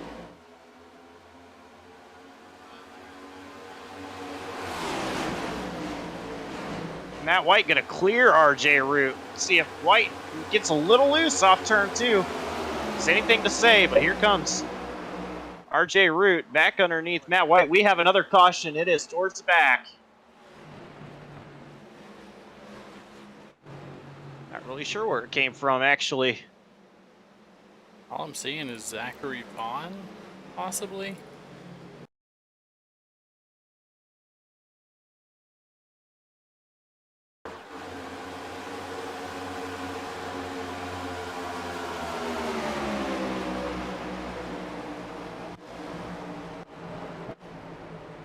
Oh, Lauren Jones, there we go.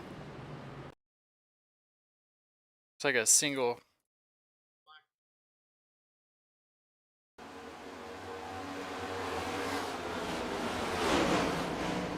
A bit of contact, that's going to get him up and goes around.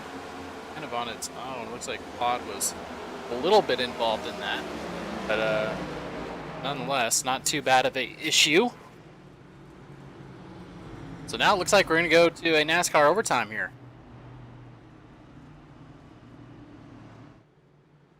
Yeah, it's going to tighten up the laps. These drivers who are chasing down Alex Murray to try to get around Alex Murray. So if the heat was on before, it's definitely, or if the heat wasn't on before, it's definitely on now for these drivers who are chasing down Alex Murray.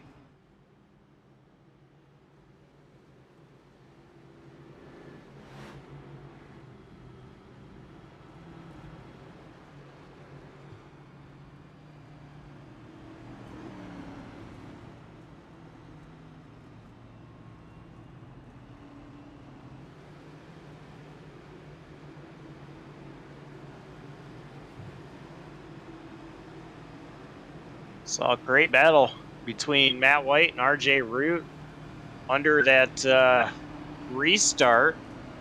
Matt White pulled ahead of RJ Root, maybe got a little bit loose off turn 2, and RJ Root able to get back by Matt White, at least enough to give Root P2 when the caution came out.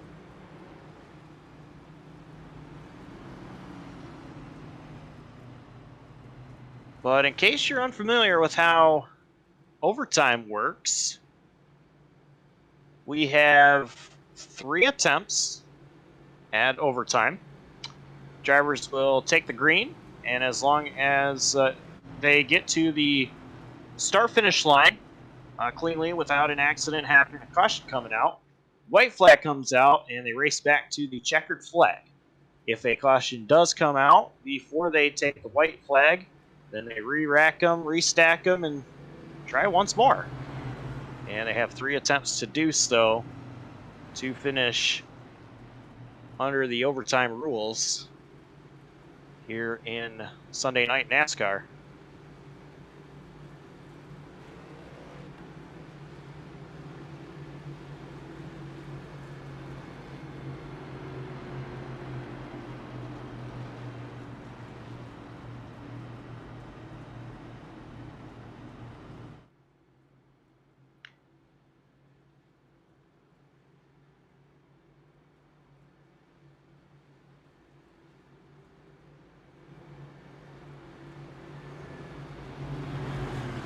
Sorry, I had to take care of something there, as Alex Murray is going to start us around. They're giving him a lot of time to think about it, Josh. Yeah, Alex Murray trying to plan what he's going to do here.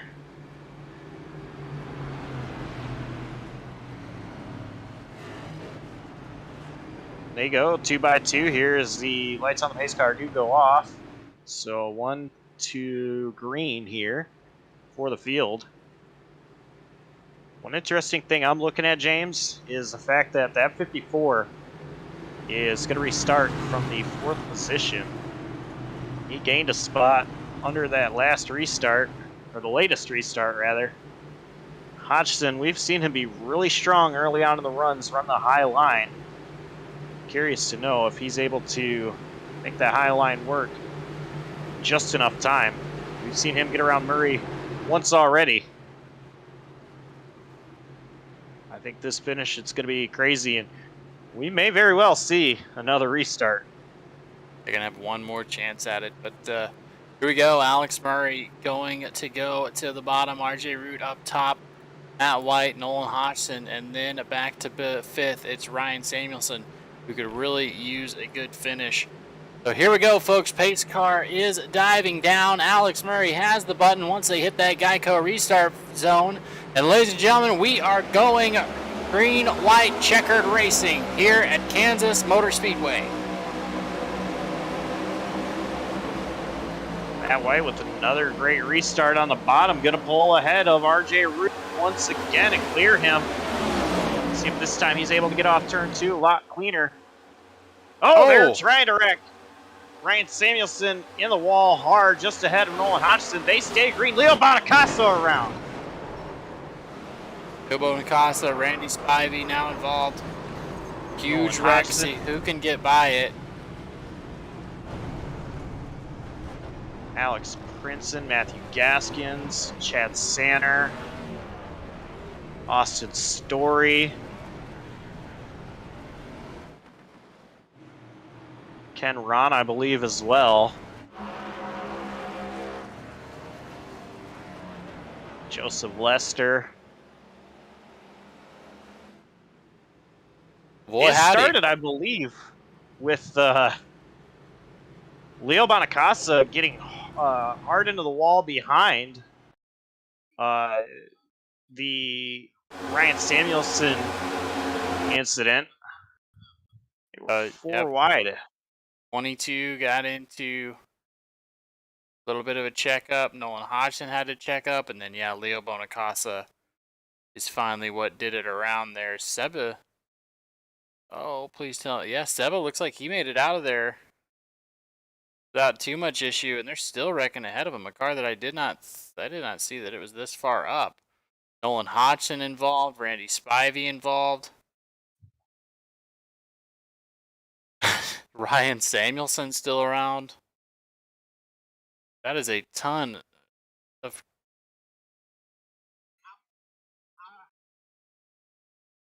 I'll tell you what. I want that golden horseshoe that's inside that 14 car.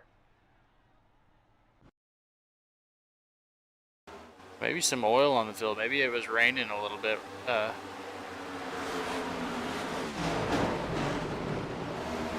This is up top.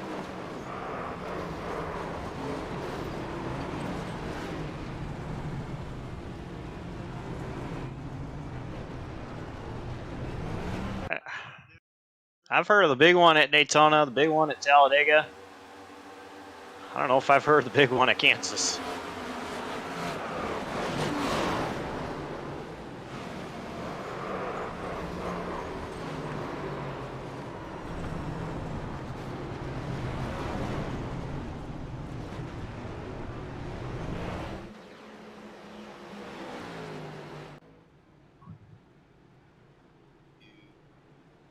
Got more on this.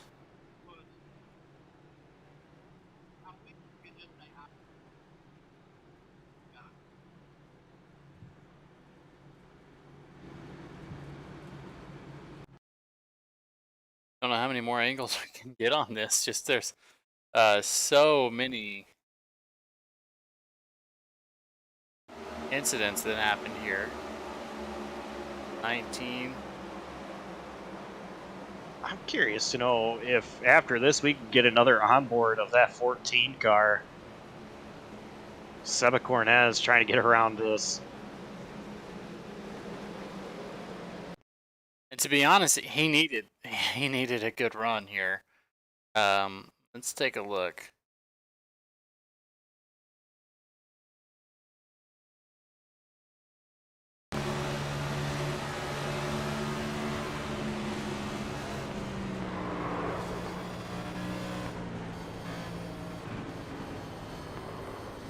Still reckon he's able to get by. I don't think anybody made it through that. That wasn't Seba Cornez. Where did that happen? That happened in the entry into 3.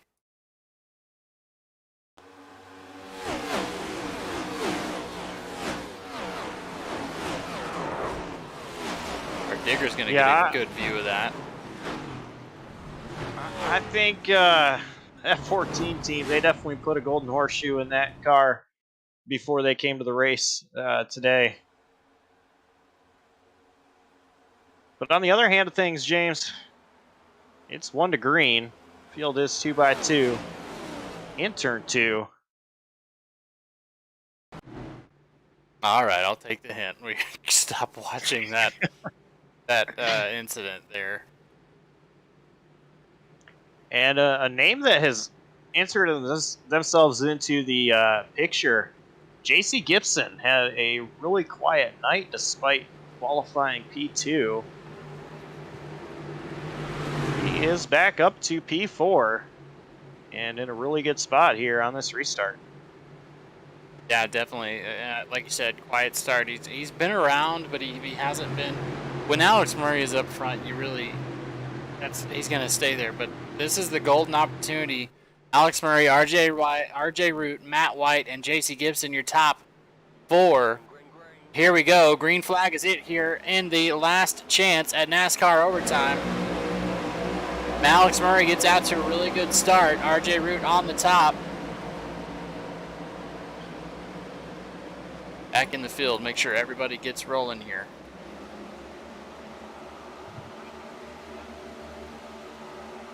Three wide. Joseph Cossey rolling that high line. Here comes Matt White, the back of Alex Murray. JC Gibson on that bottom line, trying to keep it a little bit more down and good to go here as we are coming to the final lap. Next flag will end it here. Alex Murray on the top with Matt White. RJ Root following him around. JC Gibson trying to work the bottom. Nothing doing here. Alex Murray's going to have one more chance to block the 48. I don't think Matt has anything for him as they are all out. Coming to the checkered flag here. Matt White on the outside, going to see what he can do here. Nothing going. Alex Murray, second win at Kansas this season, but Matt White just had his fastest lap of the race there. Too little, too late, but second place finish, not too bad for him. RJ Root in third, and JC Gibson having a really good points night he needed for the playoff. They're in fourth. Man, exciting finish to a race that was pretty much decided until the caution happened about 15 minutes ago. Yeah, this race definitely very unpredictable. You figure, Alex Murray will be up front, but nothing is guaranteed. The fact that Alex Murray won this race still wasn't guaranteed. Matt White was there. Yeah, he had an opportunity, but Alex Murray's definitely going to burn it down here with the teammates. RJ Root in the 8 machine. I'm trying to come up and finish.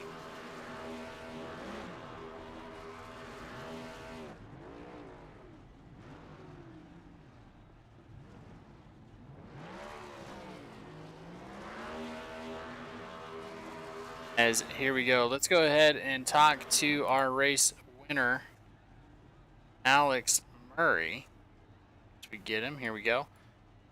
Alex, is James in the booth? Congratulations on yet another win. We've got to stop meeting this way. I don't want to stop meeting this way, man. Well, I know that you're making it back into the playoffs, guaranteeing your round into the round of 12. I know it was already a foregone conclusion, but how does it feel to get the win here at Kansas? Oh, it feels awesome. I mean, had a great car all week. RJ got a win last night, and I guess it was my time. So just proud of everybody at Prodigy Esports. Got to thank BD Technology Group for being on the car, and CPG Graphics, my girlfriend, everybody that supports me. All the guys that put in a bunch of hours with me this week to get this thing rolling, and so just so proud of the group effort that everybody has here. We never leave a man behind, and just have that mentality the whole time. So I think we're destined for a championship out of one of us. So see what happens. Well, I know you had a really good race. You were up in the front the whole time. Were you worried a little bit there at the end that the 48 was going to catch you? I honestly, I told him, I said I thought he was going to throw a slider going into 3 and 4 on the last lap and potentially take the win away from me. But I mean, we're racing for the playoffs.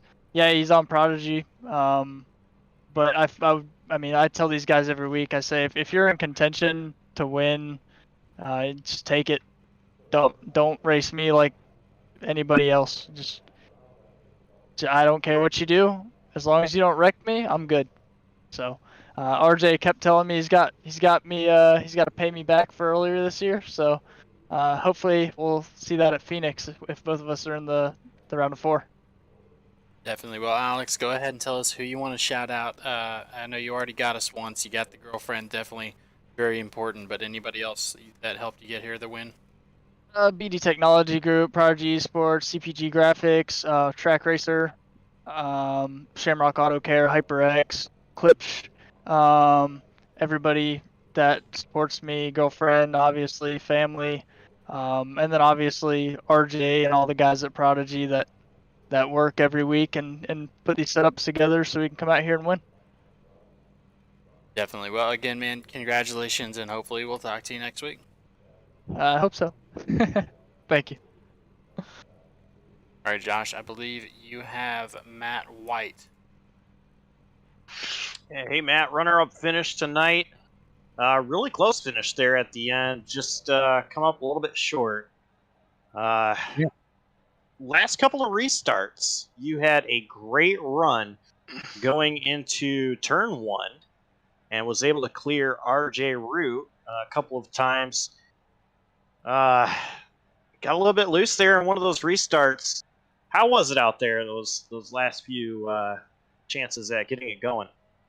Yeah, it was honestly really hairy there. I was obviously getting to the gears better than RJ because he was stuck on the outside there. That one restart, I overdrove because I was like, all right, cleared RJ and it got loose. So I was kind of happy for a re-rack just to give me a better shot at Alex. But yeah, those last late race restarts are really hard to get through because you just never know if someone's going to send it all the way down there and cause a huge wreck. Racing tonight was very close all night long, and just seemed like nobody really could get away from anybody. Was it just a big sense of urgency out there for the 48 car and trying to keep it clean, stay out of trouble? Yeah, like for me, it was more or less just sit around and wait. The way that the tires are wearing here this week, it was mainly just you sit there and wait for 20 laps and then go. I was in really no big hurry. I started up front to help, but I mean, just like I did last night, I just kind of waited to go, went, and at the end there, 10 to go, you can kind of just throw it all into the put your head on the floor, so to speak. But yeah, it was just waiting around, and we had a really fast piece tonight. Well, I know a lot of times drivers say if they just had one or two more laps, they would have gotten the win. So do you think, with as close as it was between you and Murray there at the end, that if you had just a couple more laps, you would have gotten to him? Yeah, I think probably 2 more laps would probably have been the best opportunity. Just to the adjustments I had made just got it to go a little later, especially on fresher tire. On fresh tires, there's a kind of a delay. But yeah, like 2 laps probably I'd have had him. He was expecting a slider, but I was just trying to make it where if I made the slider, like going into 3 and 4, that it was going to be the move to win the race. 1 and 2 wasn't going to be a good spot because then he could have the opportunity to cut me across and drive back around. All right. Well, who do you got to give a shout out to? Who gets it done behind the 48? Yeah, so I want to thank Prodigy. I want to thank Burnt Rubber Media, Whirlpool Controls. Today was 9/11, so that's Patriot Day. I have that on the hood of the car. All the guys and gals who lost their lives on 9/11, civilians and service members, police and fire. Just want to make a shout out to that tonight. Obviously, the guys that run SNN let me come here and compete every week. We all kind of work together as a whole big team to make sure we get going forward. All right. Congrats on the runner-up finish, and we'll see you next week at Bristol. All right. Sounds good. Thanks so much, Josh. And that was Matt White. Second place finish for him. And we go to James, who has RJ Root. RJ, man, congratulations on the 3rd place finish, brother. You were close to teammates all day, just unable to get it done. How does this one feel? I hate the restart rules. That's what it all comes down to. you can't even think about going until you know that the leader's going or you get black flagged. So, just I can't stand this rule. Definitely, I know that's what we're seeing a lot of. They just get such a good run, and the teammate looked like White really hooked up and gave the bump there to Alex. But did you have anything for him? Why didn't that top line come in the way we expected it? We had a really good bottom feeding setup. I mean, it's also very fast up on the top, but just if you want to save tire, you have to run the bottom. And so like that's why at the end of the race Alex and Matt both went to the top, because our set was so fast that we couldn't be passed if we were running the top, but it doesn't last for more than like 15 laps. So Definitely. yeah. Well, no harm, no foul as far as the points are concerned. You're still up there, most likely in second. I would like to say that hopefully moving forward, do you have any hopes at Bristol? Yeah, I feel like we have a really good car. Alex and I are both locked into the playoffs in the other series that we race in, so we're gonna be we're gonna try really hard to build a really fast car and have a lot of practice with it. So I'm really sure that we're gonna have a really fast car next week. Yeah, for sure. I know, man. Field filler though is looking pretty hot moving into the postseason. Who gets it done on that 8 machine, and who you want to shout out today? I want to shout out BD Technology, um, uh, Burnt Rubber Productions, Shamrock, Auto Care, uh, everybody over at Prodigy Sports for giving us a really good car this week. Definitely. Well, again, man, congratulations on the 3rd place finish, and hopefully we can talk to you first next week at Bristol. Thank you. All right, so that was your 3rd place finisher, RJ Root. And I think that's going to do it for us, Josh. It was a long one here at Kansas, but a good one. Go ahead and go over our final results of the playoff race. Number 2, of course, in first place, Alex Murray, followed by Matt White, RJ Root, top 3. JC Gibson's going to come in for 4th. That's a good point tonight for the 27. Brett Gardner in 5th. Joseph Cossey in 6th. Charles Eaton 7th. Jeff Carson 8th. Seba Cornez, another one who really needed a top 10 finish, and he was lucky to get it. And then, truly lucky, missed about 4 accidents. RP Allen there in 10th. Nicholas Breidenbach in 11th. And 12th, Chris Claude. Zachary Vaughn in 13th. Chad Sander 14th. Ryan Samuelson coming in 15th. Mixed up in that last incident. Jeremy Miller. Randy Spivey. Alex Princeton. Josh Ward. Emily Urias filling in 20th. Tony Benefield 21st. Leo Bonacasa 22nd. We saw that battle happening. Dave Regal 23rd. Nolan Hodgson 24th. Matthew Gaskins 25th. Lauren Jones 26th. Knight Fink 27th. And 28th can be Joe Stafford. Then Austin Story unable to have the night he needed in 29th. Ken Ron 30th. Joseph Lester 31st. And Zindel Collins coming in, rounding out the field at 32nd. So, Josh, any final words here? Well, I said at the beginning of the show, Kansas is going to be put on a great show and be, just a track that there's a lot of chaos at. And I think that there was. The racing tonight was phenomenal. Nobody really could pull away at all. And these guys, once again, as they do every week, put on another great show. And I'm looking forward to Bristol. Yeah, definitely. Me as well. So catch us next week at Bristol Motor Speedway. Same time, same place. Sunday nights, 7:30 Central, 8:30 Eastern. You can catch us here at Sim Racing Media. As well, I do have some folks inquiring about the league. Holler at them. Sunday night NASCAR. They are on Facebook, I believe. go ahead and holler at them to find out about joining the league. Start off in the truck and start your battle all the way to Sunday.